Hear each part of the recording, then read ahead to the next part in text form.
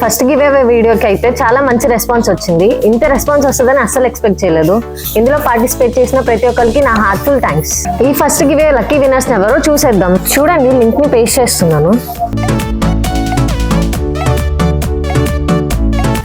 ఇదే కదండి మనం ఫస్ట్ గివ్ అవే చేసిన వీడియో. ఇందులో మనకు కావాల్సిన విన్నర్స్ 2 నెంబర్స్. కౌంట్ డౌన్ అయితే 5 పెడుతున్నాను.